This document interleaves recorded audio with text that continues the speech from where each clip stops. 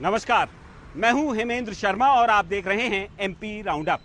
मध्य प्रदेश में अब हिंदी में भी एमबीबीएस की पढ़ाई करवाई जाएगी। ये घोषणा मध्य प्रदेश के चिकित्सा शिक्षा मंत्री विश्वास सारंग ने 14 सितंबर मंगलवार को की। घोषणा 14 सितंबर को शायद इसलिए क्योंकि मौका हिंदी दिवस का था। तो क्या वाकई में मध्य प्रदेश में हिंदी में एमबीबीएस की पढ़ाई संभव है, और यदि है तो इसके लिए कितना समय लगेगा? ये सवाल इसलिए क्योंकि साल 2011 में मध्य प्रदेश सरकार ने अटल बिहारी हिंदी विश्वविद्यालय की स्थापना की। इस यूनिवर्सिटी को भवन मिलने के लिए लगभग 10 साल लग गए और फिलहाल ये सिर्फ गेस्ट फैकल्टी पर आश्रित है।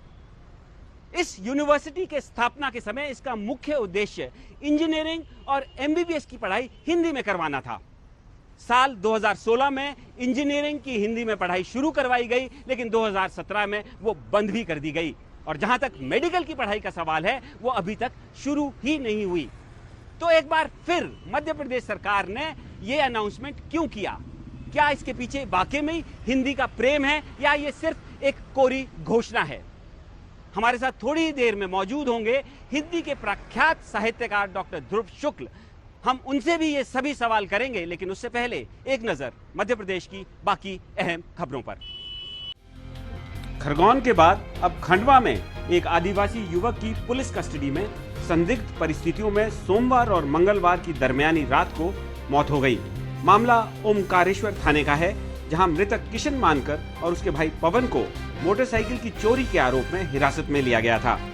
देर रात किशन को हॉस्पिटल ले जाया गया, जहां उसे मृत घोषित कर दिया गया।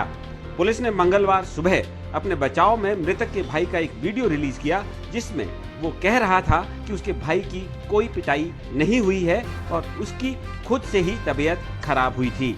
लेकिन दोपहर होते होते मामला पलट गया और भाई का बयान सामने आया कि पुलिस ने जबरदस्ती उससे वो वीडियो रिकॉर्ड करवाया था। मामला बिगड़ते देख मध्य प्रदेश के गृह मंत्री ने 4 पुलिस वालों को सस्पेंड कर दिया है और घटना की न्यायिक जांच की घोषणा की है। सिवनी में सड़क के निर्माण को लेकर मंगलवार को आईटीआई के छात्रों ने प्रदर्शन किया। मामला घनसौर ब्लॉक का है, जहां बदहाल सड़कों की वजह से सभी परेशान हैं। आईटीआई के छात्रों ने सड़क के जल्द निर्माण के लिए रैली निकाली और तहसीलदार को ज्ञापन सौंपा। डेंगू का प्रकोप जबलपुर में इस कदर बढ़ रहा है कि अब नगर निगम के कमिश्नर ने 1 महीने के लिए शहर की सीमा में कूलर के इस्तेमाल के ऊपर प्रतिबंध लगा दिया है। इस दौरान कूलर की बिक्री पर भी रोक रहेगी। जबलपुर नगर निगम प्रशासन को 2600 जगहों से डेंगू का लार्वा मिला है और सरकारी आंकड़ों के हिसाब से 455 लोग डेंगू से ग्रसित हैं। बड़वानी में एक आदमी ने नर्मदा नदी में कूदकर अपनी जान देने की कोशिश की, जिसको मौके पर मौजूद नाविकों ने मुस्तैदी दिखाते हुए बचा लिया। आत्महत्या करने की कोशिश करने वाले आदमी से जब कारण पूछा गया तो सभी के होश उड़ गए। उसका कहना था कि वो अपनी बीवी का मर्डर करने के बाद खुद को मारना चाहता था। नाविकों ने तुरंत पुलिस बुलवाई, जिसके बाद उसके घर पर एक टीम भेजी गई, जहां पुलिस को उसकी पत्नी का शव मिला। आरोपी ने बताया कि उसने अपनी पत्नी के सर पर डंडा मारकर उसकी हत्या की थी। इंदौर के लसूड़िया थाना क्षेत्र में एक पिता ने अपने पुत्र की मामूली विवाद के चलते हत्या कर दी। घटना राहुल गांधी नगर की है, जहां पिता और पुत्र दोनों एक साथ रहते थे। पुलिस के मुताबिक दोनों ही शराब के आदी थे और नशे में आपस में भिड़ गए, जब पिता ने पुत्र पर चाकू से वार कर दिया और घटना स्थल पर ही बेटे की मौत हो गई। पुलिस ने आरोपी पिता को गिरफ्तार कर लिया है। और अब बारी हिंदी दिवस के उपलक्ष्य पर मध्य प्रदेश सरकार की घोषणाओं की।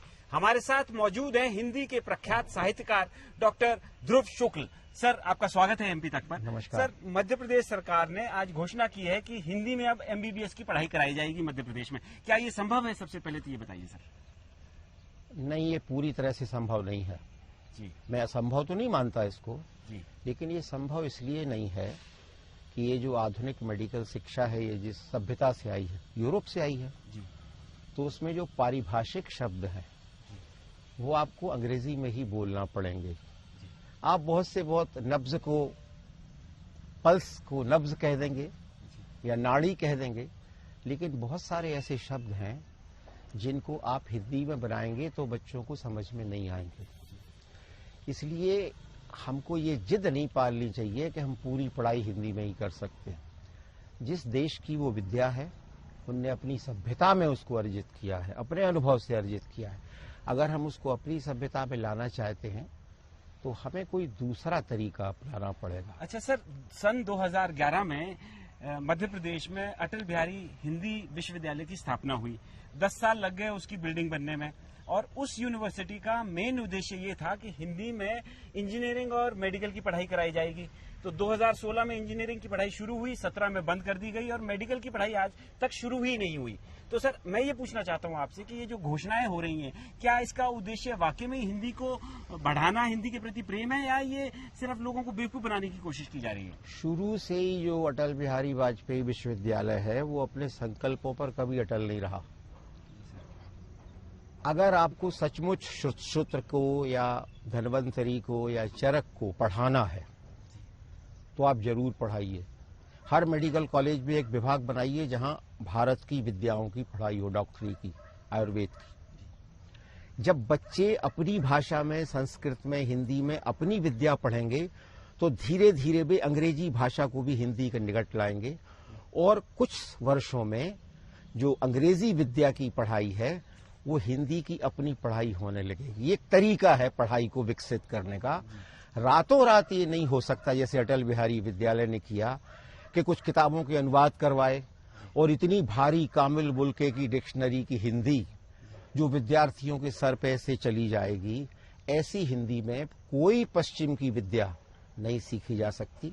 पहले हम अपनी भाषा में अपनी विद्या सीखें, संस्कृत में सीखें, हिंदी में सीखें, और फिर उस भाषा में उन विद्याओं से अपना संबंध बनाएं, तो धीरे धीरे अंग्रेजी की पढ़ाई हिंदी में बदल जाएगी। सर, एक आखिरी सवाल मैं आपसे ये पूछना चाहता हूँ, आप तो व्यंगकार भी हैं। ये जो हिंदी को लेकर के ये इतना हल्ला मचाया जा रहा है कि हम हिंदी में ये कर देंगे, वो ये कर देंगे, क्या इसकी वास्तविकता में आवश्यकता है? क्या हिंदी को किसी बैसाखी की जरूरत है? कोई कितनी भी राजनीतिक बातचीत करे, हिंदी आज भारत की संपर्क भाषा है। और जो बाजारवाद है, जो बाजार ने हिंदी में प्रवेश कर लिया है, आप उत्तर दक्षिण पूरब पश्चिम कहीं भी चले जाइए, बाजार ने अपने पक्ष में एक नए तरह की हिंदी विकसित कर ली है, जिसको कुछ लोग इंग्लिश वगैरह बोलने लगे। तमिल में उनने अपनी तरह की तमिल, बंगला में अपनी तरह की बंगला विकसित कर ली है। तो बाजार तो कर सकता है, लेकिन बड़े बड़े राजनीतिक दल जिनके पास लाखों कार्यकर्ता हैं, क्या वे आज भी ठीक हिंदी बोल पा रहे हैं? उनकी तक हिंदी खराब है। आज इतनी ज्यादा हिंदी खराब है कि राजनीति में हिंदी गाली गलौज की भाषा बन गई है। तो ये कौन सा हिंदी दिवस मना रहे हैं? तो राजनीति में हिंदी गाली गलौज की भाषा बन गई है। स्थिति आज यहां तक पहुंच गई है। एमपी राउंडअप में आज सिर्फ इतना ही। कल फिर मुलाकात होगी, तब तक के लिए थैंक यू, गुड बाय।